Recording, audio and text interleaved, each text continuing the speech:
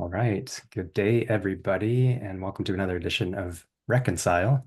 I'm really excited to be here with my guest, Dee Dussault, and we're going to hop right in here. I'm not going to waste any time, and I'm going to share her bio, and then we're going to open up this space. We're going to talk about, there's a few seeds, but cannabis, yoga, spirituality, among other topics. And here we go.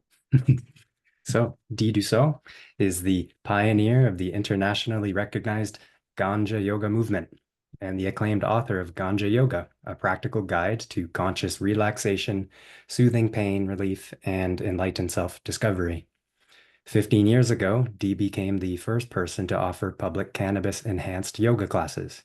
Now, Ganja Yoga is offered internationally, taught by Dee or one of the certified Ganja Yoga teachers that have trained in her trauma-informed psychedelic yoga method. Dee's work has been featured in the Wall Street Journal and the New York Times. Dee, welcome. Thank you, John. Thank you for having me. It's nice to be here. It's great to have you. And I just wonder if there's anything else you'd like to add to that. Anything Well, personal this year or yeah. is Ganja Yoga's 15th year, 15th anniversary. So it's sometimes fun to reflect on like what we've done for, 15 years is not a short amount of time. I'm almost 45, so like a third of my life has been doing Ganja Yoga. It's kind of interesting. So yeah, when Yeah. you read that part of the bio, I was like, hey, let's pause and celebrate. Like Yeah. it's not a decade year, but I think the ones that end in five also get celebrated, right? Like 25, 15. Yeah. Uh-huh. Yeah. Yeah. What if you take us to the beginning then? So honoring the 15-year celebration, but how did this come to be? Yeah, yeah. So I actually got into cannabis later than some of my friends in my peer group. They were smoking in high school and college. For me, it made me really paranoid. And so maybe later in the conversation we can talk about some of cannabis's tendencies for that. So Mhm. I avoided it, but my mom smoked. My friends smoked with my mom. I kind of felt left out and pretty judgmental of the what I saw was a drug at Yeah. the time. But maybe more jealous. Like I wish I could, and I kept Mm. trying it at parties and not being able. So I gave it up. And then in my late 20s, I tried it in a safer setting, as I now know to be the phrase. And, Mm. just one other person and a really chill way and a really small dose. Mm. And by Mhm. then I'd been doing yoga since I was a high school student. So I'd been doing yoga for like over a decade. And, that night I don't think I did weed yoga necessarily, but I did develop a relationship with weed and I started smoking it a little more often. And I pretty soon found that it made my yoga practice, which I had done sober for over a decade, Yeah. um, I don't know, different, more profound. I was more embodied. It was more interesting, I guess. Mhm. There's different, things about cannabis that can heighten different senses and Mhm. interoception and creativity. And yeah, it just sort of made yoga kind of something extra. Yeah. And around that time, I was taking a yoga teacher training, and I asked my teacher, like, am I cheating in some way or something? Like yogis don't, we're not learning about cannabis in this training, like, am I Mm. doing something that's sort of bypassing or cheating? And she told me there's a whole cult, a whole aspect of Hinduism dedicated to Lord Shiva, and he's the Lord of yoga and also the Lord of cannabis, Mhm. interestingly. And there's a Mm. whole group of Indians that use cannabis in sort of yogic ways. Mm. And so, my reincarnation, my dharma might just be to be on this path. She's like, Yeah. go for it, kind of vibe. So yeah, that's kind Yeah. of the origin story of, Mm. going from sort of getting really paranoid to now, I've learned to work with it and help others work with it to, hopefully overcome most of that aspect. And I really see it. I went from seeing it as a drug of abuse, which it can still be, and it can Mhm. still be abused, but from this drug thing or gateway drug, all that propaganda that we Mm. were, fed in the 80s, now to Mhm. seeing it as, a real spiritual Yeah. aid. So. Yeah. You also describe it, well, actually, I'll share, my initial connection with Dee was actually finding her contribution to one of Stephen Gray's books or his co-authored edited book, Cannabis and Spirituality. For those that are watching the screen can see this one, but Dee was a contributor in that volume. And I think the chapter is called For the Love of the Leaf. And in there, you refer to plant allies and cannabis as, or yoga and cannabis as spiritual accelerators. Curious if you care to share a bit more on that piece. Yeah, yeah, I think that they can be. Everybody's path to the mountaintop is definitely different. So what Yes. works for me or someone, doesn't always work for someone else. So it's not like Hmm. proscriptive, meaning Hmm. everyone needs to use cannabis or yoga or anything necessary, but it's like more descriptive that it can accelerate, it can amplify, Hmm. along with other psychedelics. But cannabis is unique among psychedelics too, Hmm. because it is a somatic psychedelic. So it's really Yes. unique in its ability to amplify our embodied spiritual practices, Hmm. like yoga, like ecstatic dance, like, sexuality. It really Hmm. can help us to get more deeply into, yeah, embodied spirituality. It's a unique type of spiritual flavor that yoga offers. Yeah. And it can, I think, accelerate not only the physical sensations or our perception, but also our energetic or subtle body or psychic, kind of the more trippy woo kinds of aspects of yoga that maybe are Hmm. harder to feel in regular ordinary consciousness. Yeah. I appreciate how you mentioned that, you know, elements of it can amplify the somatic experience and the energetics of our being human. And earlier on, you mentioned this early experience of paranoia and anxiety, and prefacing my question coming from also a lens of mental health, working with people with substance use challenges and so forth. I want to add that I wonder if you agree or find some resonance in this, but it can also amplify certain conditions like anxiety or depression or other maybe even trauma reactions. So in that way, I feel as though you have to kind of approach it in a perhaps what we're even doing here. Part of the intention is to invite a more educated approach to the plant. Definitely. But any Yeah. thoughts on that? How it can also, amplify paranoia, but anxiety, panic, and so forth? Definitely. Yeah. I mean, it's interesting at how, plant medicine friends can have that ability to show us, our 10,000 joys and our 10,000 sorrows. And, it's Aha. really about, that respectful use of the plant, which partially is, dose and partially is frequency. And then Hmm. partially is like intention, like, and, the setting, what am I hoping to experience or heal or work with by using the plant, and what am I bringing, Hmm. like what tools or skill sets, but yeah, it can Hmm. definitely kind of go either way with, like I said, setting, intention, dose, frequency, and then also maybe there is some degree of metabolism differences among us, how we, how many endocannabinoid receptors we each have. Hmm. These kinds of things are predispositions to paranoia or anxiety or depression. Hmm. So it isn't, it may not be a tool that is suitable for all people at all times, even Yeah. if we can refine the dose and the Yeah. strain and the Yeah. frequency, even if we can get all that dialed in, it still might not work for you or for someone or for me at some points in my life or when I'm in certain states of mind. Hmm. Hmm. Yeah, I for think it's sure. good. I think it's good harm reduction to name this, to share like all of the benefits and all of the spiritual history and the amazing, almost miraculous ways it works with our bodies. And then Hmm. also to name the potential pitfalls and the ways that it can cause, sometimes more harm than good. Yeah.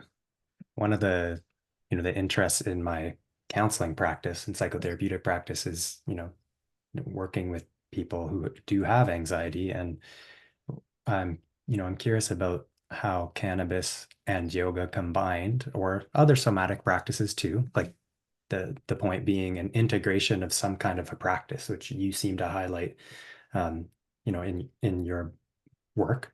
But for example, how might we shift our relationship to what we're naming or experiencing as anxiety? And how might cannabis and or a practice like yoga meditation be a supportive, you know, combination to work with that shifting or healing of that relationship to that human experience? This is a pondering that Right. I often consider with people. And I find, I'll just add that, a lot of people that I work with, again, from the lens of a counseling um, and psychotherapeutic view, if you will, um, seems like a lot of folks don't tend to have a practice. It's more of like a kind of a use. Maybe they're trying to modulate their affect, but it might be missing some kind of an intention and an awareness or care for where the set and setting is.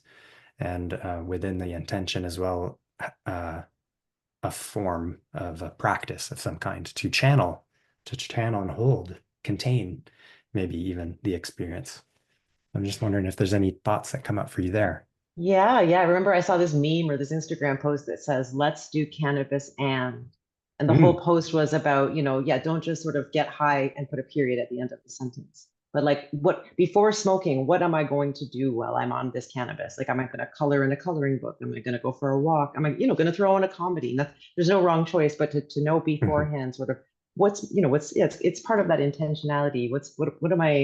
What am I hoping to experience? What am I doing this for? And just to take that pause, even if it's at a mhm, party, sort of like, okay, yeah, I'm smoking, as a little social lubricant, or my jokes are funnier when I smoke, or, but just sort of like, why am I doing that? And when I yeah. can even take that mindfulness millisecond, we do become maybe more mindful of the dose that we're Mhm, taking or the frequency. Just kind of like, no, I'm good, and you can pass it. I've I know what I wanted from this experience, and I've had enough cannabis now. I've experienced it. yeah. To sort of have that. But I liked how you were saying, other embodied movements, whether yoga, but Mhm, sort of how do we use the combination of cannabis and these somatic practices, to help us to manage or deal with or, potentially heal our anxieties and our mhm, mental afflictions, and I liked how you said, um, to begin to see anxiety, not just to name it as this thing anxiety or to say I have or I am mhm, anxious, but mhm. to start to really feel like, oh, there's a tightness, there's a fluttering, there's a Yeah. constriction, there's these kinds of emotions. And I Mhm, do, both cannabis, because there are endocannabinoid receptors all over the body and through the mhm, fascia system, where they say trauma, and emotional tensions are stored. mhm, I do believe it is different from other psychedelics and other plant medicines because of that, because it mhm. can get us into our tissues and into that feeling sense. But with the habit of the mind to label it, yoga Yeah. can be the practice that helps us.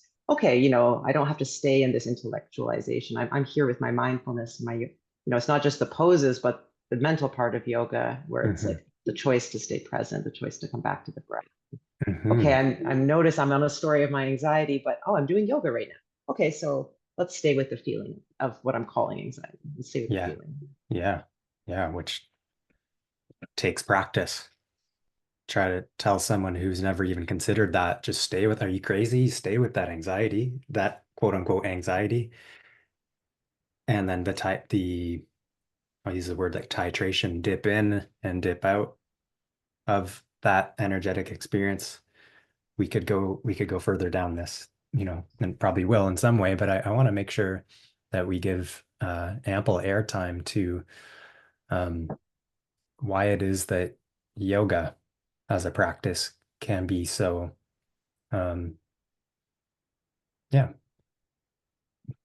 generally, I guess I'll just say supportive, or helpful or a beneficial practice in and of itself. But then, we add that cannabis component, and this is your terrain, Ganja Yoga.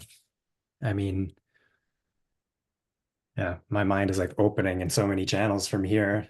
Why don't you kind of guide us into like how it is that, you would approach Ganja Yoga, cannabis infused yoga.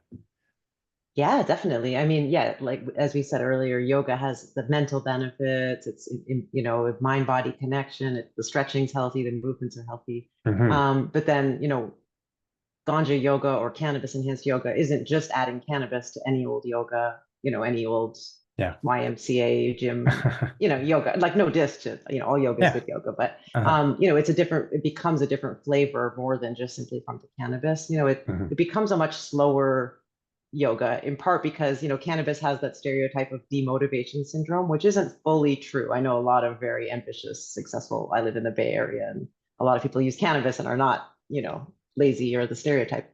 But there is sort of something about it that makes us want to really choose, like, wait, do I want to do something I don't feel like? Like there is a bit of like, I'm enjoying myself, almost like it tunes us into our animal instincts or our childlike nature of like, Hmm. oh, this feels good. I want more of this. And so instead of flowing through fast vinyasas or holding, acrobatic or sort of fitness building, strengthening type poses, Hmm. Ganja yoga or cannabis yoga, other brands usually are really relaxation oriented, Hmm. much more about finding a juicy stretch, maybe some dynamic movements, not to say it's only always stillness. We Yeah. might do warm ups, but kind of something that your grandmother could do, yoga from the 70s in a way, like before it became this sort of fitness orientation, Hmm. back to basics and stuff.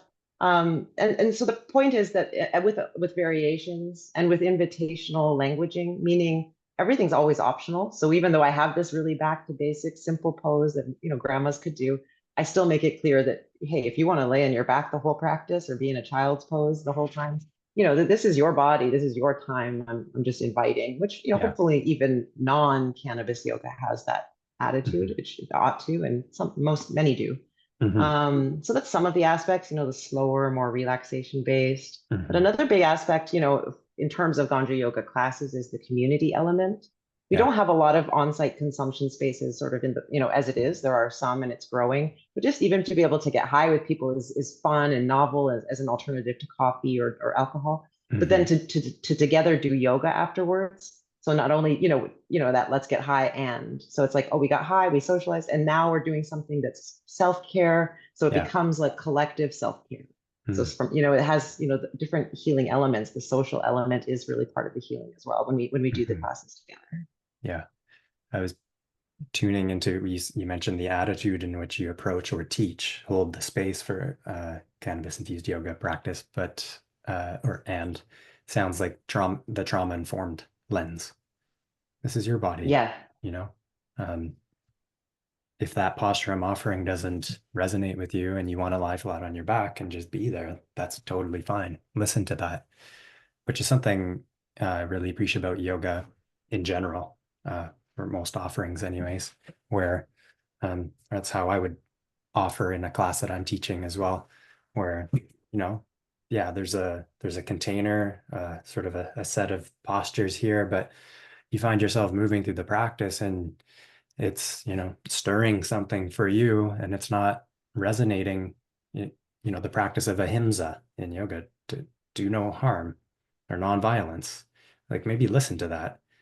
And I guess the point where I'm going with this is the invitation in a yoga practice as a mindfulness, moving, breathing meditation or embodied inquiry, is that invitation to really attune to oneself and like what's right for me in this moment. Is actually like good and caring for me, or is this harming? And then the cannabis perhaps is amplifying, perhaps amplifying that awareness for a time, that accelerated awareness. I'm reminded of a talk that actually Stephen did with Dr. Alexander Lowenstein, who wrote a book on Kriya Yoga and self-discovery. And it's coming to mind because at one point in their conversation, the topic of cannabis came up with yoga. And um, he, Dr. Lowenstein shared, uh, you know, maybe just it's a paraphrase, but if you're going to be using cannabis, like do a practice with it. Don't just do it and do nothing, but like strongly encouraging, like, no, try these breath techniques, try this meditation, do some postures, do some kriyas, this kind of thing. And so that's just like seems like a helpful thing to bring in here, complementing this offering of yours, this Ganja Yoga. Any thoughts on that? Yeah, I mean, I think there's definitely wisdom there, Yeah. to like we were saying, because it can be something that we become psychologically addicted to, that Hmm. and if we don't have other tools that we're using and alongside it, like journaling, you know, Yeah. therapy, yoga. If we're, that my self-care practice and my emotional management practice becomes smoking a joint and watching Netflix, day after day, sometimes that's the right choice for me. And there's no judgment of almost anything as long as it's sometimes. But Hmm. when it becomes the only thing and we don't have the other practices, which yes, are called practices because they take practice, and they develop Hmm. certain skills, and if we aren't developing those skills to learn how to manage our emotions and to cope and to be a human, the cannabis may stop serving us. Yeah. It may stop having the benefits and having starting to have more negatives, not just the anxiety and in the moment, but sort of as a life as a crutch or crux crutch. That's the word. Yeah. Hmm. Yeah.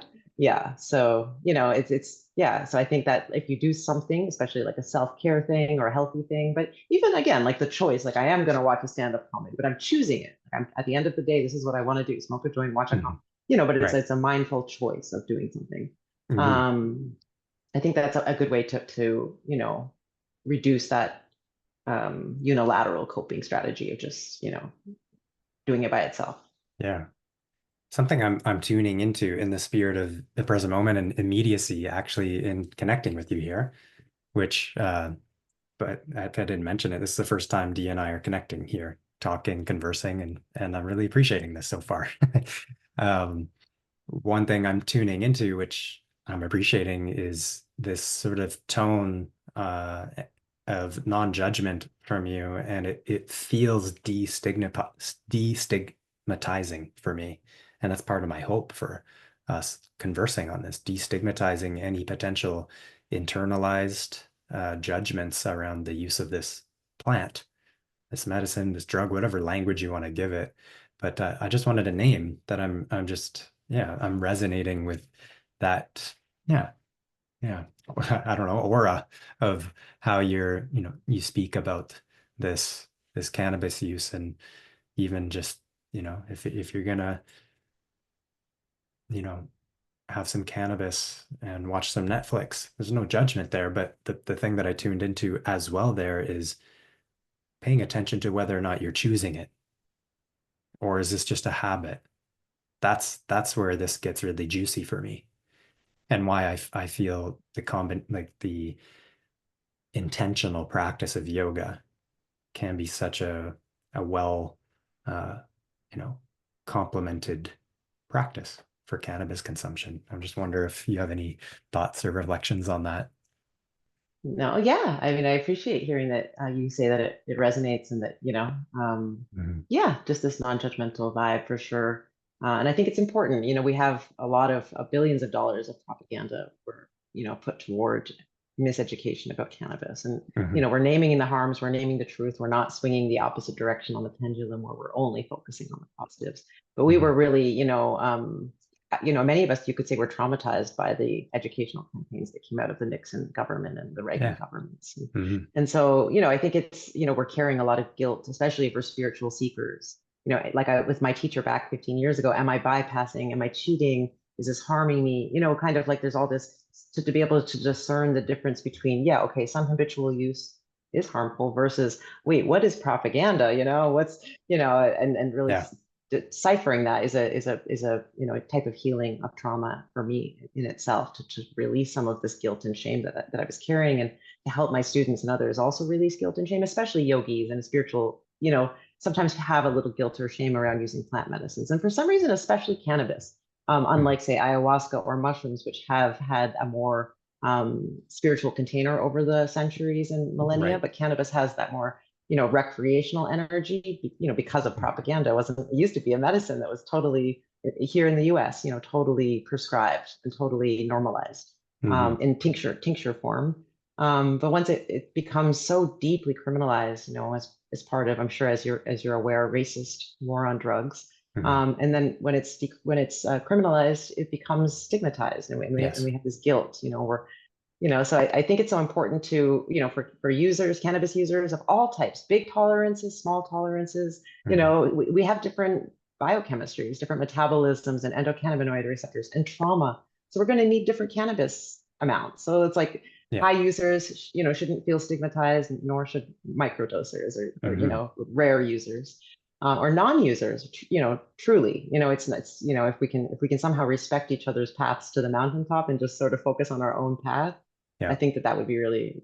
I'm reminded of, I was doing a Ganja Yoga training in Los Angeles, several years ago, and there was another training happening at the same time in a different room of the, multi-room, yoga studio, Mhm. and it was like an Ayurveda or something training, and during lunch or something, we kind of crossed paths, and the studio let me smoke. I made sure we're allowed to smoke weed in our room, and the windows are open. They said, it's cool. But then when someone said to us, a guy who was walking by from the other training said, "So yogic." Like for him, we were Judgmental. just a bunch of yogis smoking up and calling it yoga, but we were deluding ourselves that we were really Ah. yogic, and there was so Ah. much judgment, so much Yes. judgment, and it's like, dude. we're in a yoga like we're in, this is the place of peace and non-judgment. Like this is like, let's abide by the principles of yoga in this moment, in Yeah. this is, we're in church, you know? Yeah. And it, you know, it really, my students felt hurt because it did trigger some shame and embarrassment, you know, that we, you know, Yeah. are we causing trouble? Are we bad yogis? You know, Ah, that kind yeah. of vibe, you Yeah. know, it Yeah. doesn't feel good to be judged by the pack or by the tribe, you know, No. to feel excluded or something, you know, it takes a lot of confidence to be like, well, I don't care what you think. Yeah. You know, it takes confidence. So How did you, so that was, that would have been quite a group process, I imagine. How did you deal with that? yeah. That Yeah, we after? processed it. You know, I didn't, no one responded back to him. You know, maybe if I could go back in time, I would love to say something just maturely and calmly and something, but I just kind of, you know, ignored it. That was maybe my defense strategy. You know, Hmm. it's just in my nervous system is kind of avoid and go forward. You know, but I Hmm. wish I had said something, not anything, yeah, just something, you know, something to share that we don't, you know, we feel hurt from what he's saying or something like that. Hmm. Yeah. But nonetheless, we did have a group process for the students that heard it, you know, because it was, yeah, it felt, um, yeah, hurtful. It's hard to describe, but a kind of a Yeah. whiplash because we're in a Yeah. training right now learning about the healing power of cannabis and how it was used not only in Shiva worship in ancient India, but across the ancient world. Like most of Hmm. our ancestors would have used cannabis medicinally or spiritually, unless your Hmm. ancestors are from like Antarctica or somewhere where it doesn't grow, but it Yeah. was used spiritually, you know, I'm sure as you know, Judaism, Christianity, Islam, you know, in the Persian Empire, China, Japan, Egypt, you know, it's they were, you know, and then I'm sure that much more places that we don't have the archaeological evidence, but Hmm. you know, it's something we could kind of reclaim, you know, as Hmm. part of our ancestry, part of our spiritual ancestry, and Hmm. really use that to help release any guilt and shame we might have. Yeah. You mentioned that, this releasing guilt and shame, and I wonder if you can say a little bit more.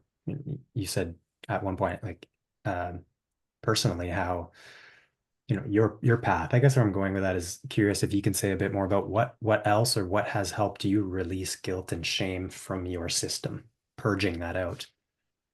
Yeah, yeah. I mean, yeah, I had I think an additional layer because, like I said earlier, my mom used cannabis, and she, you know, with my friends in high school, and you know, Hmm. I internalized this message that you know most parents aren't using cannabis. I'm from small town Ontario, Canada. You know, it wasn't like a normalized kind of thing like it is here in California. Parents don't, Mm. you know, smoke at the PTA meetings here, I'm sure, but you know, back in the '80s in small town, you know, so I felt like, oh, you know, my mom does drugs and I don't want any of my friends to know, you know, in sort of late elementary, early high school. And then all of Hmm. a sudden my friends are all smoking weed and it's like, oh, okay. And then they're at the party. My mom comes, yeah, you guys got a joint? And, you know, it's just, so I had a lot of guilt and shame, you know, that my family is weird, that there's, you know, there's Mm. drug use. And then of course in college and stuff, you start to find out other, you know, your friends, other people's parents also smoke weed. It was like, you know, but when you're a kid, you think you're the only one. You know, so part of it was this layer of realizing that I had been judging my mom, and that judgment came from Reagan and Nixon era, you know, propaganda that I talked about earlier. You know, they've come Hmm. into our school with bongs and showed teeth of, you know, and criminal, like this, all these images. I just Oh yeah. remember of what happens if you use, you know, drugs. Right. You know, and so I had to just sort of realize, like, wow, this, you know, this was I was part of a brainwashing campaign. Like we, you know, we all were. You know, Yeah. I'm using my words intentionally. I'm not exaggerating. Hmm. um Hmm. yeah, so you know, and to I did a psychedelic guidance training that was focused on cannabis as a psychedelic, and he had us, you know, kind of smoke a lot of cannabis and lay back, and then we listened to all these different recordings of Nixon, Reagan. You know, Oh, yeah, it's going to whoa. make you kill people. It's going to the monsters, the racism, all we, and it's like you just got high, so you're really suggestible, Whoa. and it's kind of traumatic to realize what we've been told. But Yeah. then the second half is all the yummy stuff about cannabis. It's peace, it's healing stuff. Huh. And so you have time to breathe into like nervous system relaxation and regulate. So he takes you up a little into a Yeah. kind of anxious place Yeah. of it, Yeah. just so that you can have that catharsis. And Hmm. for me, it was really helpful, really useful to see the Wow. extreme of how much we've been fed, and then how much beauty my ancestors, your ancestors, how much amazing healing capability our people have had from this, and what a Hmm. beautiful plant ally, companion, friend it is. And you know, Yeah. just to really switch my orientation. Wow. That sounds like such a unique and powerful experience there, and like almost intentionally confronting these, well, the conditioning, the shame, the guilt, the all the messaging around you're bad if this is what you do. Um, to me, it sounds kind of like a version of exposure therapy, and then disentangling that and inviting in the more, like you say, the positive, the yummy potentials and teachings, that are there from this plant and so forth. Yeah, so interesting. Hmm. Yeah, his name is Daniel McQueen, and his training is medicinal mindfulness. They do all kinds Okay. like ketamine, Oh, psilocybin, wow. all Yeah. different types of. I did the cannabis one, so yeah, really Hmm. interesting work he's up to as well. Hmm. Yeah. Yeah.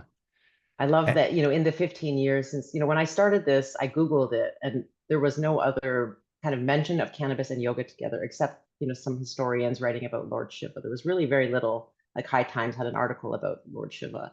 And there mhm, were some dispensaries that were offering yoga to patients that had to consume off-site. So there was sort of this kind of early pairing of the two, but you weren't consuming together. So I was kind of the first public classes. mhm, But now, if you Google cannabis yoga, Playboy has done an article, just completely random, not about me, and that's even more exciting because it means beyond the Ganja Yoga brand, other brands are getting huge media recognition, like something like so it's a thing, you could say, because this whole thing started, I don't know if, yeah, I guess you said you haven't read my book, but it started in not in yet. my living room in Toronto, and Hmm. I just finished this yoga training, and I put out 12 yoga mats and a joint in front of each mat, and zero people came. Just the way the night, like not even my best friend or it just happened that no one made it. Everyone thought someone else was good.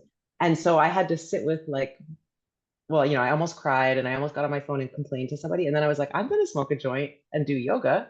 Like, Yeah. I believe in this practice. I was late Yeah. to cannabis. I was early to yoga. I got into yoga when I was 15. Hmm. I'm going to, and, here 15 years later, it's international brand. But, I almost kind of was like, nobody wants this. This isn't a thing, or maybe it's just me. But now, having met thousands of people, they say, oh my God, I thought it was just me. Everyone, before they Wow. Google it, they Yeah. think, I like to smoke weed before yoga. I think it's just me. And some have the guilt, some don't. But we all sort of are so pleased to find that, wow, people all over the world smoke a little weed and do a little yoga or a little Uh, dance or a little sex or a little stargazing, all the things that right. feel so great and help us to remember that Hmm. life is, you know, awesome. Hmm. Weed can just be a little salt on that, if we're not abusing it. Hmm. Yeah. Wow. And then people eventually came though. Yeah. Yes, people eventually came, and now it's to have other cannabis yoga or psychedelic thing, just to see how the world is becoming much more open to both Hmm. cannabis and other psychedelic medicines. Hmm. It's exciting times. I was at the psychedelic science conference in Denver last summer, Oh, neat. the MAPS conference, and just Yeah. it feels like that feeling, that exciting frontier feeling. Yeah. It's Yeah. as it pros, cons, problems, conversations. There's lots there. But overall, I can see how it could be really good for humanity, and how we Hmm. really need it. We're so disconnected from other aspects of nature, and so disconnected from ourselves and Totally. our Yeah. bodies. So it's like whatever can help heal those traumas. Hmm. Yeah. Earlier, you did mention you spoke of cannabis as, um, would you call it a somatic medicine or an embodied kind of plant Yeah, teacher? Yeah. yeah, exactly. Like a Yeah. somatic psychedelic Yeah. is one way. It can have visual properties as well, or it can Hmm. enhance auditory, sound, music, and things. But it does have a specific somatic effect that I don't think even other plants like ayahuasca and mushrooms, they have some somatic component, like a lot Hmm. of digestive somatic component.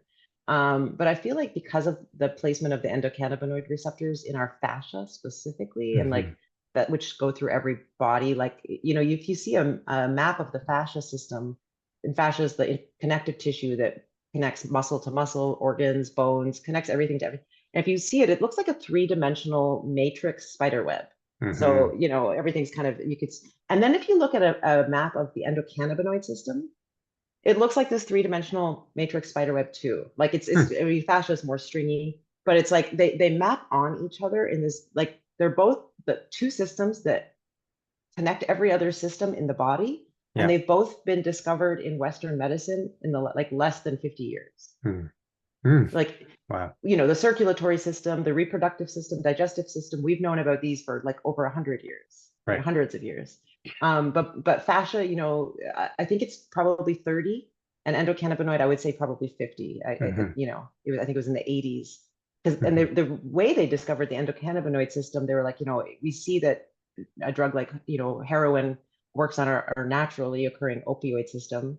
What is cannabis working on? Like, Right. how does this medicine work? Or this, they Hmm. were at the time, the only studies you could do were to show the harm of cannabis or other drugs. Hmm. This is all part of the propaganda that if it showed any benefit, the funding was halted or the study Hmm. was suppressed. But yeah, in this study in Israel, actually, they discovered our endocannabinoid system by, looking to see how and then it's like, wow, this system connects, our sleep system, our stress cycle, digestive, reproduction, circulatory, temperature, you name it, it Hmm. impacts. And when we know that, we can start to get really specific with our terpenes, with the flavor compounds in cannabis, not just the strains, because sometimes the strains are just like the farmer, like that name, or the store thinks that name sells. Sure. But when we start to look at, oh, wait, I have a specific ailment, what terpenes or what cannabinoids besides THC and CBD might help my specific ailment? Hmm. Some like CBG is a cannabinoid that's being shown to help with focus and alertness and memory. So, okay, someone with ADHD, this cannabinoid might be helpful. And then terpenes like limonene and pinene, which are often found in sativas, also Hmm. are shown to help with alertness. So it's like, okay, if I can find a strain like that, that could be a way to help someone get off their ADHD medication or to supplement their ADHD Hmm. medication. Hmm. Things like that, where we can become so skillful with cannabis. Yeah. Yeah. Wow.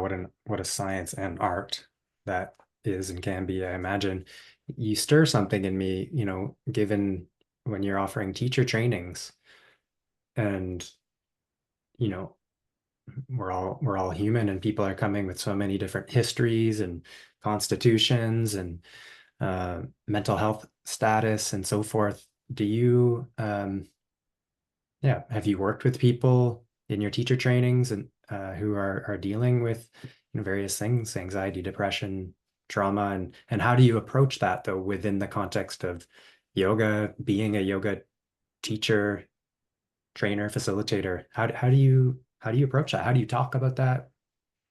Yeah, it's interesting, because we have modules in the training on how cannabis, work, can impact, anxiety, or how we Mhm. want to make our classes trauma informed. Yeah. And, sometimes people share, I have anxiety or I have trauma, but it's, we don't, at the teacher trainings, we don't necessarily go deeply into our own trauma stories or mental health histories, Yeah. maybe, and anecdotally as part of a Hmm. group exercise or part of it. But the purpose of the training is not necessarily to use Ganja and yoga to manage or heal your mental health issues. It's a 4-day training more about empowering you to become a Ganja yoga teacher, Hmm. if that makes sense. Hmm. It's all the information on how cannabis and yoga can help you with your mental health, but we're not actually necessarily diving deep into your mental health. Okay. Does that make sense? Yeah, yeah. How about this? Yeah. Maybe this will help make it a bit more concrete too, or more real. Yeah. Um, maybe you've had this, but let's pretend, I'm coming to one of your trainings or one of your trainees, trainers trainings. And I say, I've been practicing yoga for 3 years. I really enjoy it. Um, Sometimes I try cannabis here and there, socially, recreationally. I feel panicky when I do it. I feel kind of repulsed by it, but there's a part of me that's kind of drawn to it. There's been times where it has felt okay. And I kind of tend to be more of an anxious person in general. Okay, I'm just using this language. Um, what else can I say? We're just like creating an anecdotal example here. Yeah. And yeah, you know, how can I really want to do this training with you.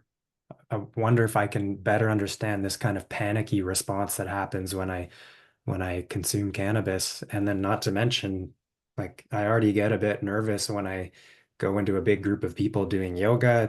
I get a bit self-conscious, right? You picking up the flavor of like, Totally. Yeah, yeah. totally. So yeah, if it was someone like coming for, say, like a public class, like Yeah. a one, like, they email me like, hey, I get anxious on cannabis, but I want to come to your classes. Right. Not Okay. the training, but just like the training's a little different. It's like a 4-day intensive, Okay. but it's, a class. I might say, come to the first one, don't smoke anything.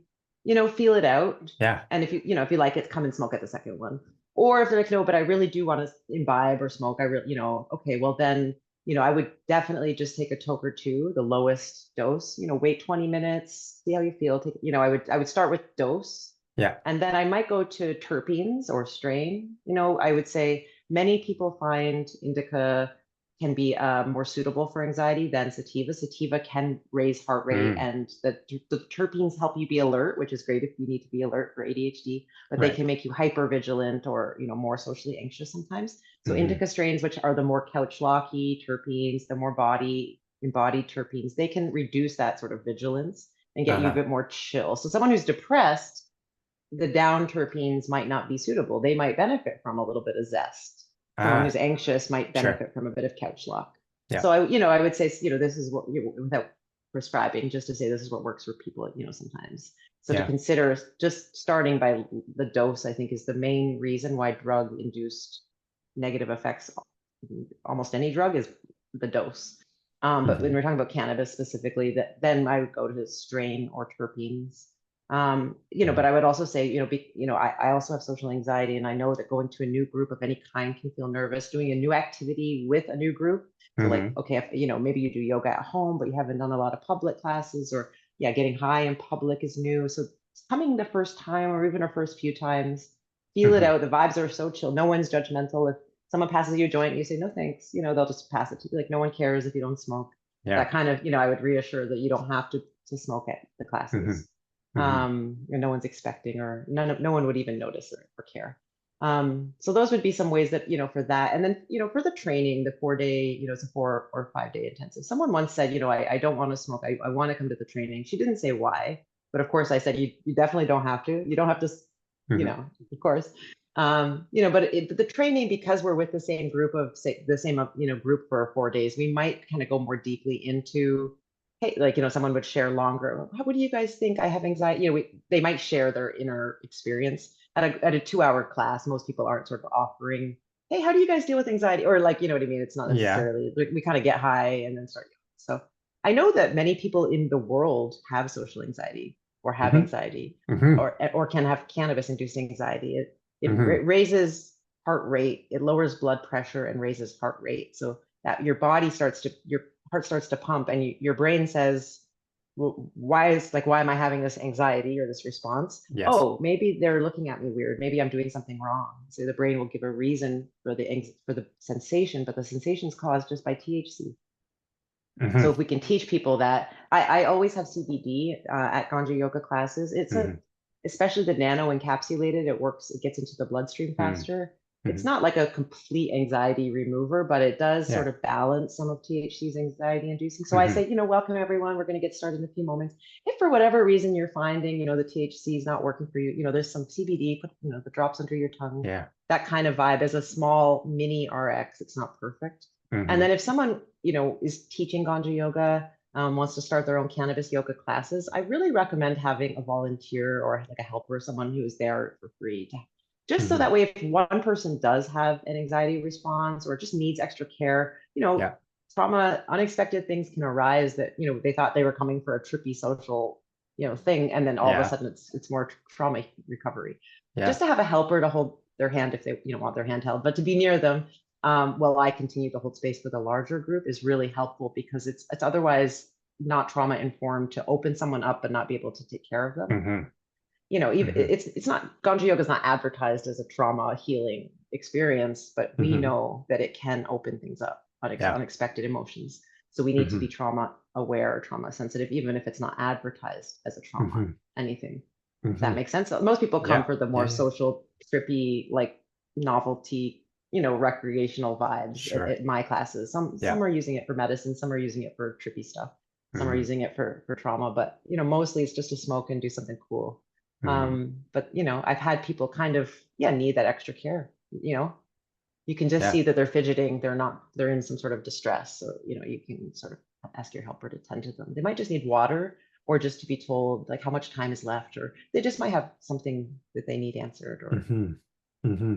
One of the things yeah. I tuned into there, among many, but when you kind of suggested it, sort of it had a normalizing feel to it when you said If you're having this kind of response, like the elevated heart rate, and then thoughts are coming in, state-dependent memories maybe, or state-dependent thoughts and self-conscious thoughts, like, oh my God, this person's looking at me, or I look like this, or which, a lot of people with social anxiety, that's already there, and then it's maybe getting amplified, and then it's a uh, feedback loop. So, but the normalizing thing I heard you say is it's okay. It's just the compound, it's just the THC that's having that effect.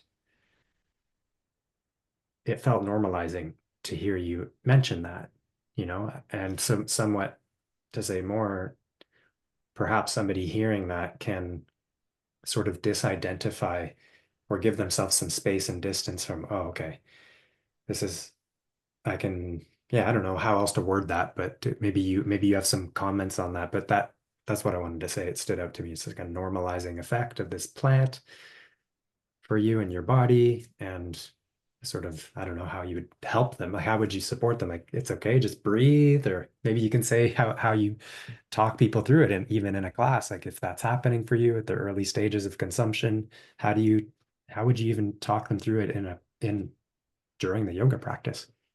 Yeah, the helper would encourage them to breathe more Okay. slowly and focus on their exhales. Yeah. Yeah, don't necessarily say to the group like if you're feeling anxious, Okay. Yeah. you might slow your breath down, Sure. because it's sort of inviting something that might not, Right. need to be Yeah. invited. Yeah. Yeah. But Yeah. yeah, the helper would be skilled enough to sort of, encourage them to Hmm. exhales help to get us into, I'm sure, as you know, into the parasympathetic, Hmm. sort of more into the, maybe help them to see what do you see in the room, the five senses, how do you, Hmm. grounding into the body, reassuring that it will pass. Yeah. Sometimes it feels like in a psychedelic episode, it's something like that, that it's never going to pass. Um, Yes. and I'm late to weed because I got this exact weed paranoia. Like, Right. I have social anxiety, and so it was exacerbating that in high school and college, and after college I was still kind of struggling with it, like I said, until my late 20s. And so with very, very good friends, they smoked weed, and so I would smoke with them, Yeah. probably 27, and then I would start to get this paranoia that that they were telepathically judging me to each other, right? That Right. you just lifted your eyebrow when he said that thing, and then he looked at me. It's Yeah. happening. You guys are doing that thing again. And they're like, Yes. Dee, it's just the weed, man. Like, you Yeah. don't think this way when we hang out. It's just ever since you started smoking weed, you just Yeah. remember Yeah. it's just, and it's like, no, no. Like, at first you're like, no, you guys really hate my guts. And then Yeah. you're like, no, wait, this does happen when only when it's because I'm trying to keep up with them. They're regular weed users. They can smoke two Uh-huh. joints. I just should start with a puff. This happens when I smoke more than one or two puffs. And then, oh, it doesn't Yeah. happen if I lower my dose. But Uh-huh. yeah, I have to remind myself it's the weed, even though my whole being is like, no, it's true. They hate me. Hmm. And Hmm. this struggle is completely. I mean, I've been a cannabis user now for I don't know, 20, yeah, maybe more than half my life, I guess. But it's not there anymore. But it took time, to work with it. Hmm. But it actually is a gift because I could see, I believe there's more than just a biochemical reason why we have anxiety. It's not just a, Hmm. serotonin deficiency or something like that. Hmm. That may be part of it, but I follow Gabor Mate, and I believe that those Yeah. neurotransmitters are more like it's the effect. The cause is something deeper, right? So we measure serotonin and give a prescription for Prozac or something, but it's like, what's causing this low serotonin or this Yeah. causing these other, and it's like, Hmm. oh, this is an opportunity for me to see what's unhealed from, childhood, that we all have things from childhood that need to be Hmm. looked at. Hmm. So yeah, it's a gift in a way.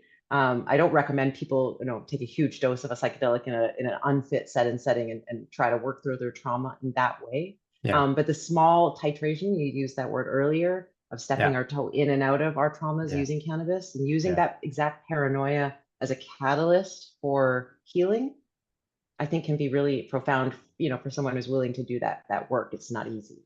Wow. My ears just perked up when you said that. Using that paranoia as a catalyst for healing. Can Yeah. you elaborate on that a little bit? That's Well, yeah, like I profound. said, well, like to see like, why do I think my friends are psychically, telepathically judging me? Uh-huh. Where does that, not Yeah. that anyone in my childhood psychically, but what in my childhood what does this remind me of? Mm. And I'm not going to go into like all the details, Yeah. obviously, right here, Yeah. Yeah. but Yeah. if I reflect, it reminds me of something. And like, Mm. there's pain, there's grief there because I didn't allow myself to feel the grief at the time. Mm-hmm. And so Mm. now I have trouble trusting people because I'm vigilant that it will happen again. Yes. This kind of work, which is it's challenging to do on one's own. It's great to do with a therapist. For one, I did it on my own for a lot of years. And if one's able, and to do deep breathing and bilateral stimulation and different ways to stay regulated and titrate, instead of Yes. getting lost in that hardcore paranoia. I've gone so far down, it's not comfortable. I don't recommend it. Yes. But to play on the edge between mindfulness, staying with it, Yes. staying in the moment, the five senses, going down it a little bit. One can do it alone if they can, if they're able. Mm-hmm. Yeah. Mm-hmm. Yeah. Well, there's a mantra that one of my fellow mentors offers to a psychotherapist mentor says for folks he's working with as a mantra, which is I'm in a memory. I'm in a memory. I'm in a memory as a way to bring it forward into awareness. Like, okay, wait, just some space from there's this, say, the paranoia is coming up or the vigilance is coming up. And to just suggest one idea, you said bilateral tapping and so forth, other techniques, deep breathing, but also a mantra like that. For example, I'm in a memory to give oneself some space from this. But also, it's standing out to me what sounds like cannabis perhaps amplifying some of these energetic experiences like paranoia or fear or panic or anxiety.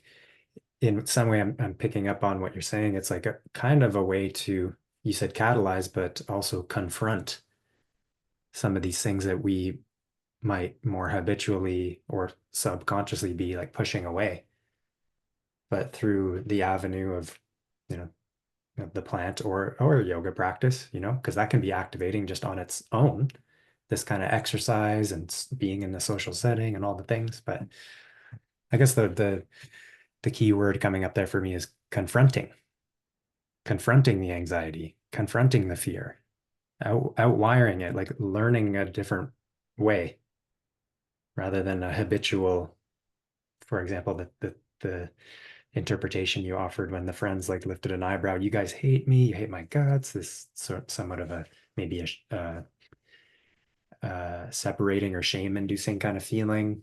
Um, but it sounds like you personally have really grown through that through sharing your example here. And yeah, there's where else to go with that. I mean, offering cannabis here in your work as you said, a spiritual accelerator, but I mean, I'm picking up on like somatic learning, psychological learning, social learning. Um, anything else? Anything else? Yeah, I think that's it. The quadrants, it can have the Yeah, spiritual sort of the chakras and all the light body sort of trippy right. experiences. It can go the other direction of the trauma, Hmm. the depth work. It can have the social element, and then maybe, yeah, like the psychological or mental realm, it could be part of it. It's kind of cool that way. And I think, yeah, similar to magic mushrooms. I think maybe it's a cousin to cannabis, a plant cousin. But that when we do journey work, part of the invitation is to confront. Part of the benefit of these medicines is that they can be confronting. They can Yes. be fun and social and awesome in that into light work kind of thing too. But Yeah. they can take us into depths that we didn't even expect that we didn't know were there. Hmm. And it's with the right setting and then the right guide if needed, and the right all of these other skills that we've been talking about, that confronting is exactly like, for me, the name, like the reason of, like the name of the game. Yeah. Not always running head first into something terrifying that's going to Right. dysregulate me beyond control, but to tiptoe, to dance with, to Yes. look over the fence, especially if we're avoidant, as a Hmm. pattern, to retrain that avoidance. It's Hmm. kind of the name of the game, slow and Hmm. steady. Hmm. Yeah. I'm tuning in. I'll offer the language, but you're using the word there, titrating again, but increasing the window of tolerance to heck with cannabis, other psychedelics too, but some of the feelings that can come up, I'll offer, can be overwhelming or almost intolerable, or amplifying things that are just buried, that have been intolerable feelings buried for a while.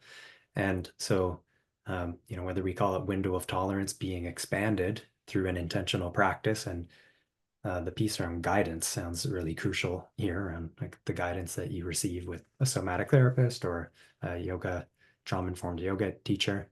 But increasing the window of tolerance, another way to say that is um, increasing one's ability to tolerate more affect and whatever end of the spectrum that is. Also joy and ecstasy and elation and happiness, and not to mention like the the panic, the fear, the anxiety, the maybe the depression, the grief, and all that. So I guess I'm just naming that I know that that can come up.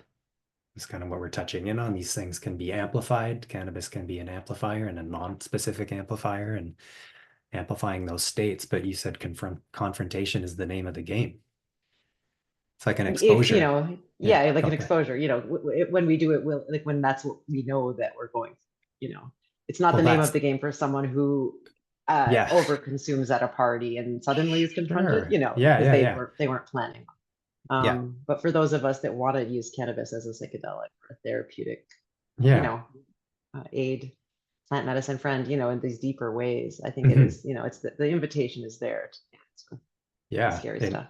the topic there, I think you were touched in on like if you're willing or, your own volition, if you're choosing or your intention is to do that. That's the key part. Yeah.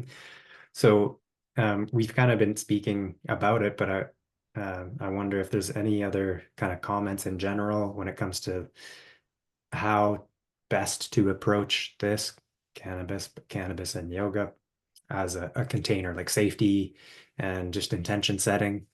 On the one hand, I'd love to just maybe hear a bit more on that, and then integration as like a pretty big topic in the world of, well, psychedelic therapy, and so forth. And so maybe we can start just to sort of summarize any of the key points around how to best to approach this in a safe way and intentional way and so forth. Yeah, totally. So yeah, Yeah. like the set and setting is the standard, the Yeah. base of, which is our mental state. Like, is now a good time for me to be using this medicine in my, Hmm. is my state as, as suitable as possible. Sometimes we can't go for perfection of state, but is this a good time for me really? Or is, am I time comprised? If I stress, is it, maybe it's not a time to go deep or Uh-huh. to even get high. And then the Hmm. setting, of course, like reducing bright overhead lighting, making sure the door is locked, candles are safely placed, Hmm. these kinds of things music can add, but, safety is key. And then, of course, the ambiance is also very key. So those are kind of the Hmm. basics, Yeah. and making sure I've eaten it enough that I'm, or that I didn't just eat, or, there can be sort of things like that. Did I sleep enough? These kinds of extra Yeah. things that can make it even better. And so if you're doing, say, weed yoga at home with friends, do I feel good with the people I'm with? Do I feel like a Right. base amount of trust with them before we do a psychedelic or cannabis Hmm. experience? Or at the class, we arrive, people have usually at Ganja Yoga classes a half an hour to socialize and get high together. And so I invite people to bring their own because that's how we do it legally. And so it's like someone can kind of feel the vibe out. They don't have to sort of spark right away. There's tea, there's converse, and kind of like spark when you're ready, just when you feel like, okay, I've grounded into the space. I feel like I want to get high in this space. Mm. I'm ready to. That kind of thing in a social situation. If someone has, anxiety, you stay sober as long as you want, Mm. potentially the whole time. So that's Hmm. some of the, say, preparation side of things. Hmm. I'm trying to think of, I like to have CBD on hand. Like I said, the nano encapsulated.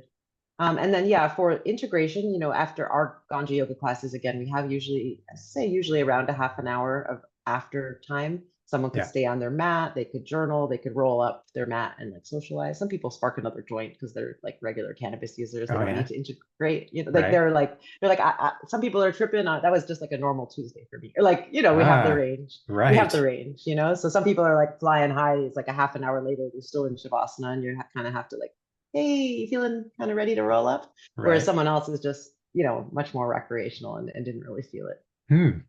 It's interesting, because they Yeah. smoke different amounts. I don't Right. recommend edibles necessarily for a group cannabis yoga experience because they take so long to hit. Yeah. Something for like a retreat or a home Hmm. experience, they're so somatic, they're amazing. When the dose is right, it's Hmm. easy to overconsume, but when the Hmm. dose is right, for a beginner, maybe 5 milligrams. Hmm. If someone's really nervous, maybe even 2.5.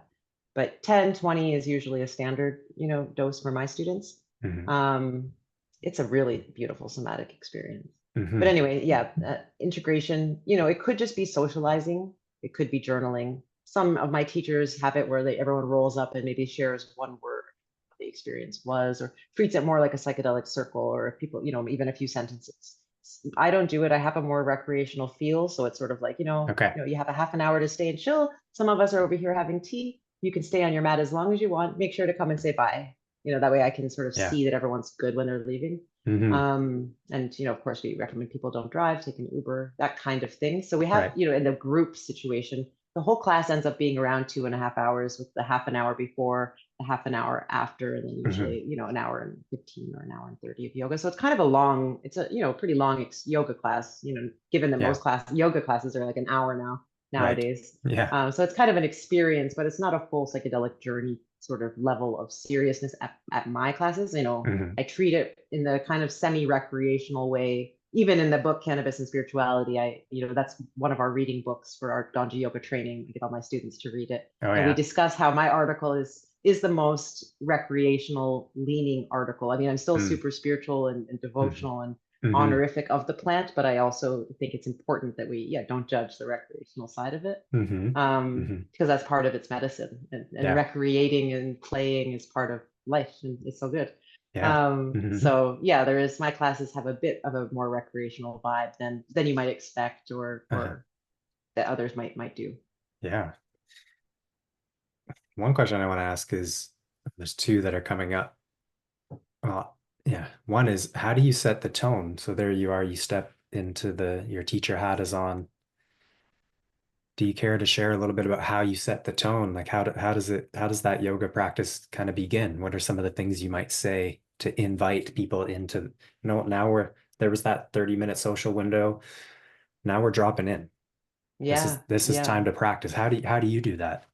So I welcome everyone. Thanks for being here. In a moment, we're going to go to our mats because Yeah. it depends on the studio, but they probably have already put their mat down and found their mat place, and now they're Right. over at the smoking and vaping area. In a moment, we're going to go to our mats. But before we do, we always like to start Ganja Yoga with an opening circle. And I know for some of us, you just smoke and you might have social anxiety, and now you're being asked to share in a circle. You totally can pass, just like Mm. everything Ganja Yoga is optional. But if you're inspired, just to share your name and what brought you here tonight, and maybe if you'd like, what body part you want to focus on. Mm. And so it just gives people kind of something to, and the oxytocin of that circle really, um, I think, reduces social anxiety overall. And some people do pass, Yeah. they don't have to. So Right. we've even though I might have talked to the guy beside me and borrowed his lighter and talked with the girl. I talked to a few people in the social way. I didn't sort of hold space and hear everyone have a moment on the floor with the the metaphorical talking stick. Right. So it does have that ceremonial and formal intro, which Hmm. kind of cuts the social thing, because people just a second ago she was like smoking joints and acting like we're at a party, and now she's sort of like we're gonna do circle. So I sense people say, oh, and they kind of sit straight. Oh, we're like we're doing something, like, and it's Yeah. good because it's like oh, I'm paying attention. Right. And it clicks from social to Yeah. circle, and then at the end of circle, we have this really buzzing. And I say, see, I told you that was good. I told you that opening circle's nice, kind of like Uh, sometimes joking around. Not yeah. always. And then I say, in a moment, we'll move to our mats and, Yeah. we'll take our first pose, but cannabis can lower blood pressure. And so I want us to all rise really slowly, because I have had people, I don't say this, but between you and I've had people Yeah. faint at my classes in Uh, this time, from sitting, maybe like laying back, small, and then popping up too fast. yeah. It's happened early on, in the 15 years it happened. So now I know when it's coming to rising from seated, Yeah. we just let the head be really slow to lift. Okay. So I kind of show what I mean. And then we get to our mats. And then from there, it's just a super slow restorative or yin or hatha, slow hatha class. So, Hmm. and sometimes early on in the class, encourage people I might say, invite the cannabis to deepen your awareness of the shoulders in this pose, Hmm. or see how the cannabis changes your breath. So I'm reminding people, we smoked weed, and sort of like use the cannabis, or see what it's doing. Yeah. see how, see what's happening because of the cannabis, so there is a few times we reference it, and then at the end of the Yeah. class we might thank it, Yeah. or at the namaste time of the class. So you're inviting a bhav, a mood, a space of curiosity there, calling in, calling, orienting people to their own faculties of attention and to notice what they notice. To me, the yoga appreciator in me is hearing svadhyaya, self-study, self-inquiry. Notice what you notice. What do you notice there? But then you, as the teacher, kind of creating a container, you're also forming the the practice, the tapas, the discipline, which again you wrote about in your your chapter, Stephen's book there, the cannabis and spirituality, the importance of practice and discipline. Um, look, I'm circling back to the other question, which is kind of in the clouds now. That's okay. If it's meant to come back, it'll come back. Um, hmm. Yeah. Well, thanks for painting a picture of how it kind of sort of unfolds at the beginning. Maybe one more like concrete question. Are people sort of starting closer to the ground?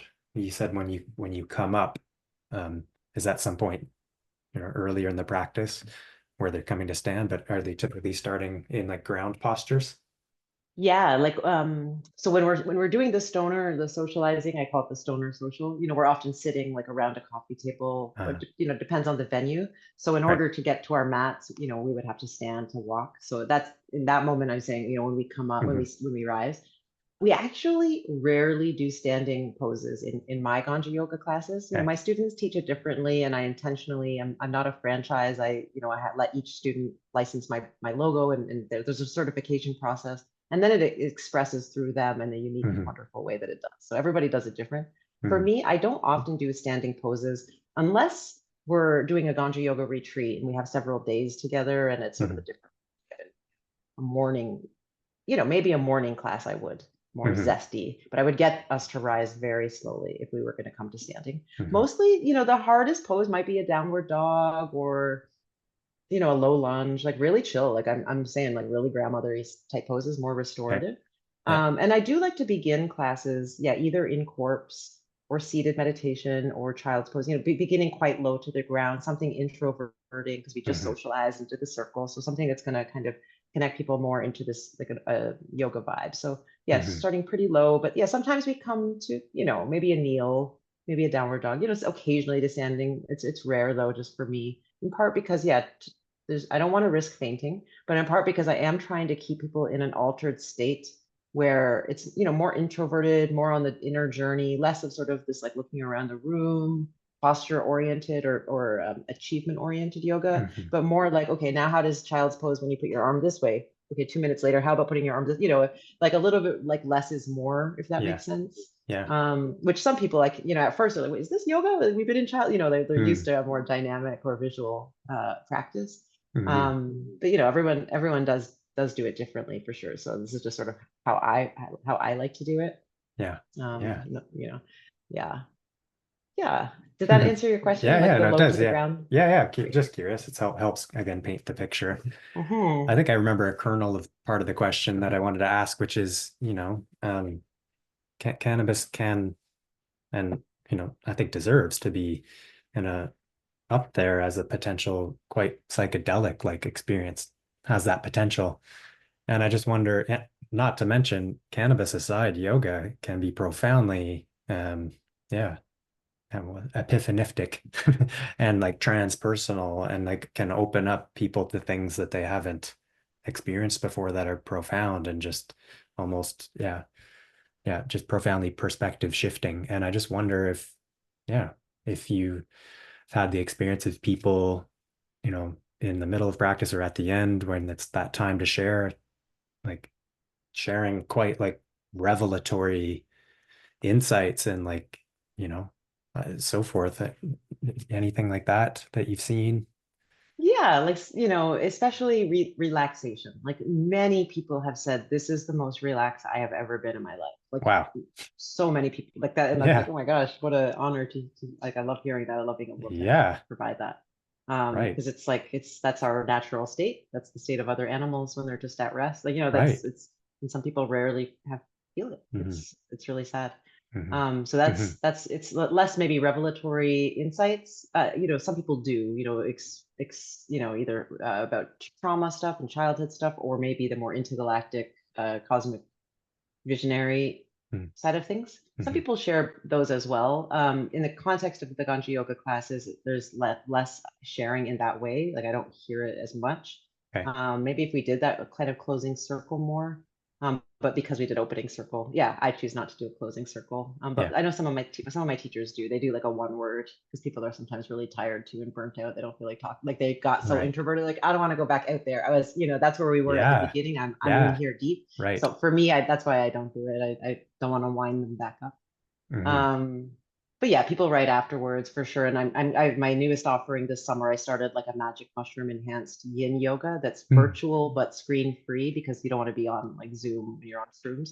So they log in and then I invite them to turn their screen black to black. So it's pretty much like an audio live stream, you could say it like a podcast. Right. And I'm holding space energetically, but it's virtual. It's almost like they're journeying alone, but I'm there like with a trippy, it's like a 3.5 hour long meditation, yin Wow. yoga Cool. meditation. Hmm. So that one, because it's like I know we're on like a stronger psychedelic than cannabis, and I'm Yeah. purposefully holding us in a yin yoga, so longer, and I'm going into the chakras and, archetypes and Mm. energy, the essence of groundedness and earth element, like kind of trippy stuff and with trippy music. So I'm intentionally doing a psychedelic thing, Yeah. much more with the Ganja Yoga. It's a bit more of a social thing, social Okay. wellness. There's lots more to it as you under the surface that you and I know about, but the presentation is more social. But Uh-huh. these mushroom yoga, the presentation is much more like heal your trauma, dive deep, psychedelic in yoga. Uh-huh. Um, Uh-huh.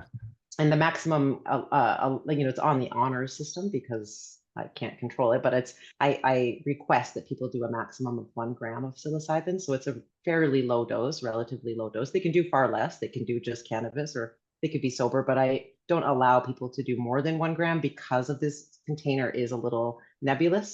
Yeah. With it's Right. Zoom, plus my eyes are closed because I'm guiding, so if someone even put it into the chat box, I wouldn't see it Yeah. necessarily. I opened some, and if they unmuted, it would really disturb everyone. So Yeah. knowing all that, it's more like a low dose magic mushroom yoga class, not a Hmm. psychedelic dose magic mushroom Hmm. yoga class. But I have done the higher dose, like at a psychedelic retreat and things like that, coupled with yoga, and it's also a very beautiful medicine to use with yoga. Oh yeah. Um, This yeah, could be, maybe this needs to be another podcast where you go go down that exactly. path a Yeah, little next bit. time, exactly. That's it. Yeah. That's it. Um, the teacher in me is curious to ask uh about your experience of transitioning from being practitioner to teacher to then cannabis with being a teacher and how that process was for you. If you're willing to share, that just sounds Hmm. really unique.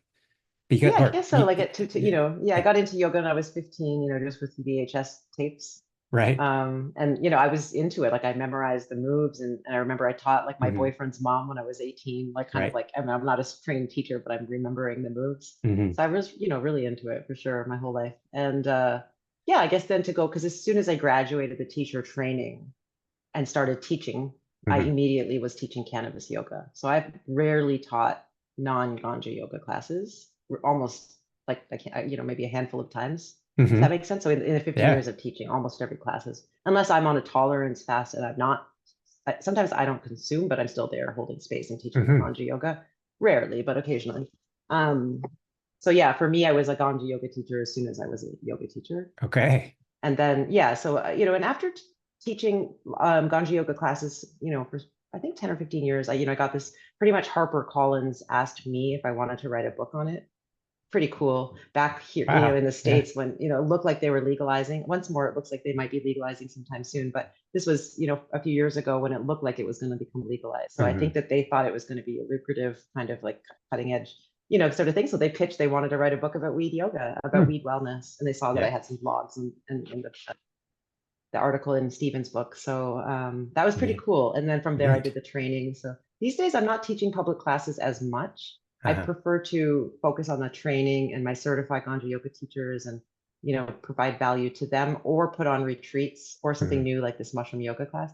When you do something so many times that especially with as someone with ADHD, when it stops being sort of challenging, when you can do it with blindfolded, Yes. for me, I wasn't as present to it because I was Mm. becoming almost automatic, and I don't Hmm. want to be automatic with something that is so sacred and so Yeah. beautiful and amazing that Yeah. I was kind of like working with a beginner that my speech is this like I know what I'm going to say. It's so training others to work with the public Hmm. and doing more retreats and using my energies in different ways that keeps it a little bit more novel for me is the Hmm. way that I can yeah, just that's what I need to be doing. Hmm. Yeah, so there's been an evolution there of I don't teach very many classes now. Okay. How Yeah. about the another sort of human personal question? When you mentioned having a history of social anxiety, and then the cannabis at times amplified it. Um, what about stepping into teaching? Because there's a now you're front and center on purpose in a way, but there's more that can be said. You're holding space, you're guiding, but any comments on that part of your Oh, that's a journey? cool question. I like that Yeah. question. That's cool. Yeah, look, I think because I if I was teaching like a regular vinyasa class at the YMCA, with my eyes wide open and your eyes, all the class, everyone's looking at me wide-eyed and we're Uh-huh. standing, I Yeah. would feel pretty anxious. Okay. Like I'm talking to a group, like, like Yeah. a Yeah. but because it's like, I mean, I have to do this opening welcome to Ganja Yoga thing. So there is a Yeah. moment of like, whoa. But then after that, it's like you guys are invited to have your eyes closed. You don't have to. My Hmm. eyes are half closed to get, to sort of illustrate this altered state we're getting into. Yes. And Yeah. so it's like it becomes much easier to step into, I'm skillful when I do this. I can shed this fear that people are looking at me. Do you know what I Yeah. mean? But I think if I was like a gym type of cardio or like a Right. different type of yoga teacher, I Yeah. wouldn't be so it would be something I would have to overcome. But in Okay. this case, it's just that moment of when I say welcome, there is like first, it's still there, first. Yeah. Like you never quite when the plane just goes off, like that there's always a moment when the plane takes off. You're like, okay. Oh yeah. Yeah.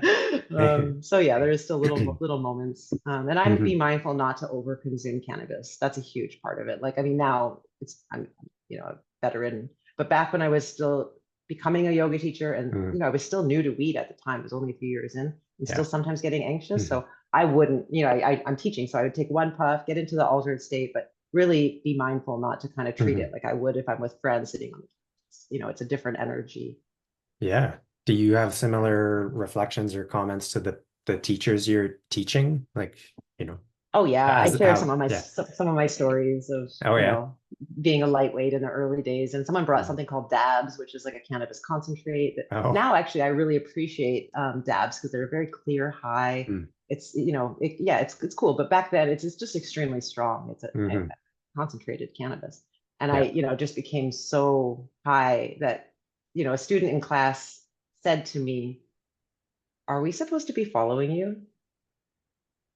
Like I don't know Oh. what I was doing. Like I think I was like I Oh. like I don't know what I was doing, like so I was Oh. off in the psychedelic like somewhere Okay. else place. And so Yeah. that's not ideal. It's a funny story, but it's like no, Right. it's not trauma Yeah. informed. That's not, this was 10 years ago Yeah. or more. So it's not ideal. It's funny Sure. now, but just to know like, whoa, I don't want to I don't want this to happen again. Yeah. I had to, I threw up.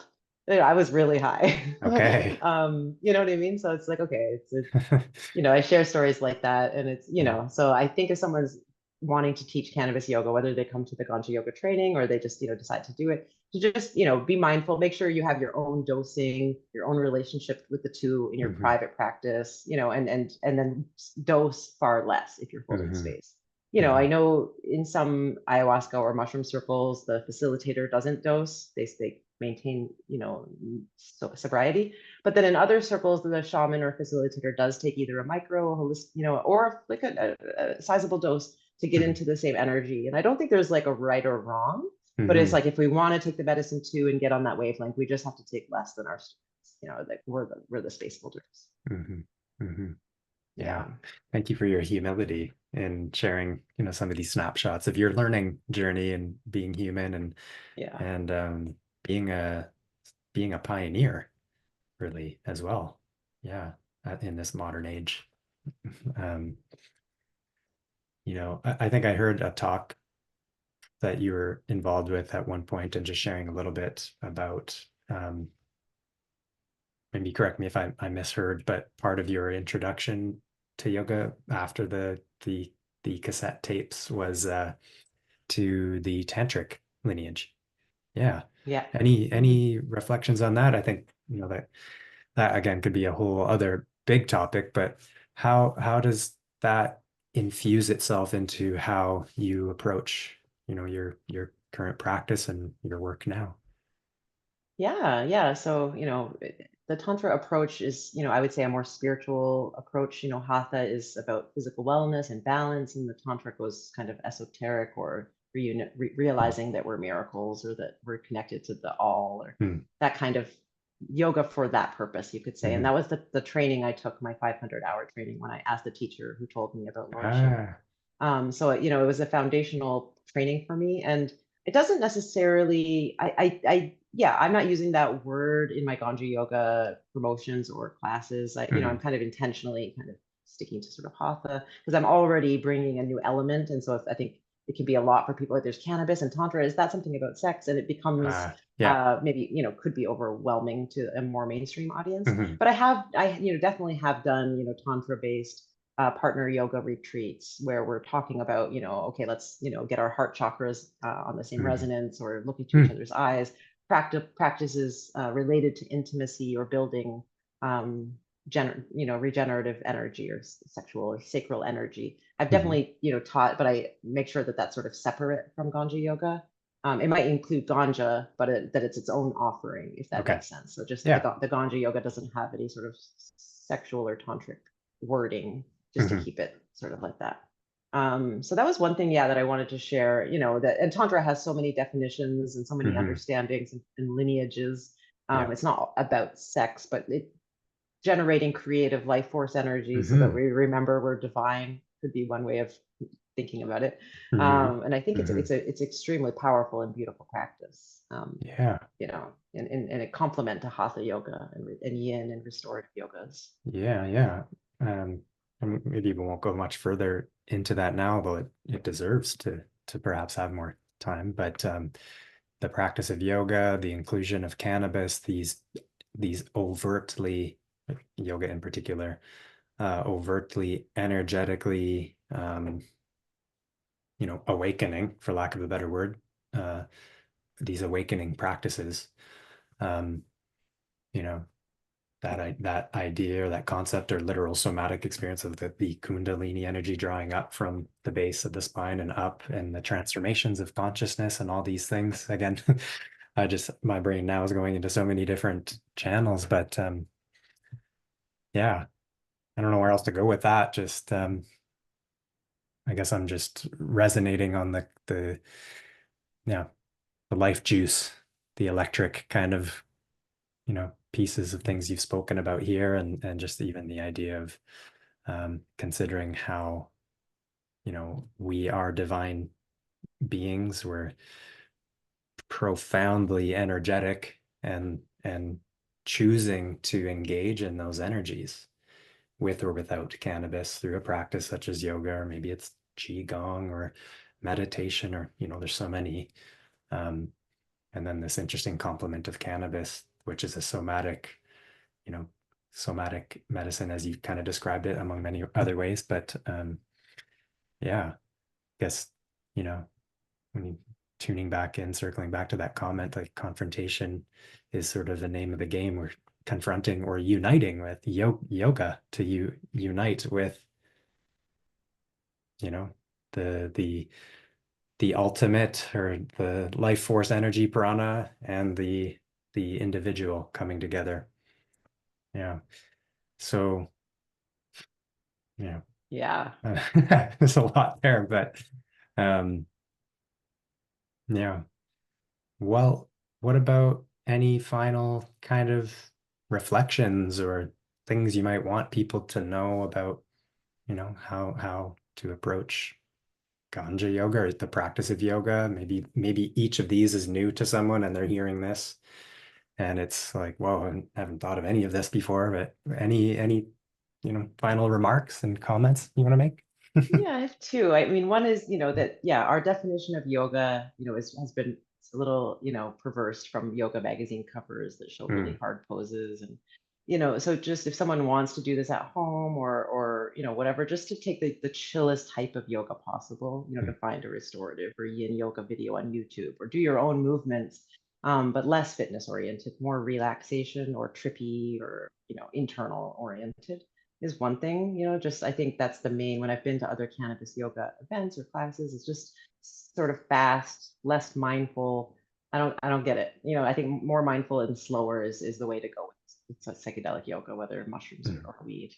And then, I think to close, like, I want to say, like, when I started this in Toronto, in my living room 15 years ago, we mm, were privileged that it wasn't legal in Canada at the time, but it was decriminalized. So I didn't have to worry, about necessarily, having any kind of legal issues. And actually, a mm, reporter for one of our Canadian national newspapers went to the Toronto chief of police, and in their story about me, which was great for the press, but they went to so there's a quote of the chief of police saying, "We have bigger fish to fry. We don't mind that they're doing this." But it's like that reporter could have outed me. I mean, they outed me. Um, and so, I want to mm, name the privilege of, being Canadian, mm, first of all, and, people in the States 15 years ago, wouldn't have had the same privilege as a Canadian. But I also want to name like my racial privilege that 15 years ago when I was pitching their, a yoga studio to host me or to rent classes from, or a sponsor to donate products or goodie bags, that if I was a person of color, I may not have had the same mm, experiences. mm, But I think that that's important. It doesn't mean I didn't work hard or mm, that I don't deserve it. I did all of this with like no investment capital or business experience, like, and, a neurodivergent and trauma filled background. So it's a miracle that I've done this. Like, I'm so proud of myself. And, mm, if I was a person of color, my experience would be different. And so I want to mm, name that privilege. They mm. both can be true that I got here through partially through privilege and I also deserve it. They're not mutually exclusive things, Yeah. but I do want to name that it's, the injustices are still present. We're not, Hmm. racism isn't gone. Here in America, people are put into prison for doing the thing I get to do for my self-care. Mm. That's powerful. Thank you for naming that. Yeah, Yeah. Yeah. Mm, thank you. Yeah. mhm, mm. Yeah. Thank you for your generosity and for taking the time to be here. Thank you for your courage as well and your playfulness.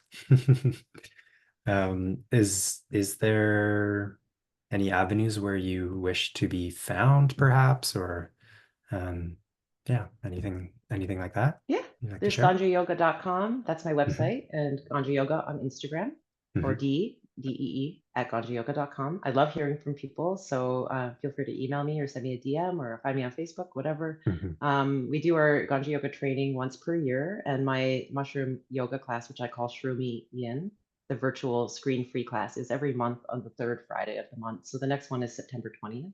And I'm Yeah. also going to be doing a Ganja Yoga retreat in Spain and also possibly in St. Kitts in the Caribbean coming up. So Wow. if people are interested in joining, St. Kitts is just about to legalize.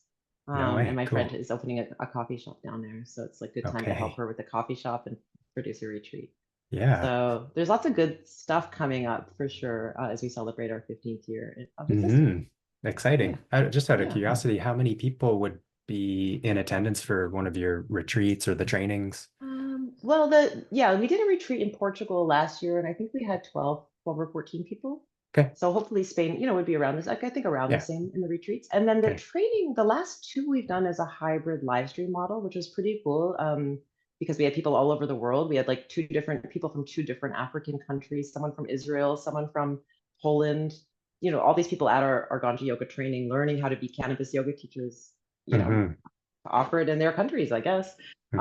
And so the last two have been that style. And I'm trying to decide right now if we're going to continue it as a hybrid live stream, meaning because I have people in the room with me in Berkeley and we're broadcasting us, to the world. But for me, the two that we've done, I feel like I can't fully connect to the online people or the Berkeley people because I'm trying to do both.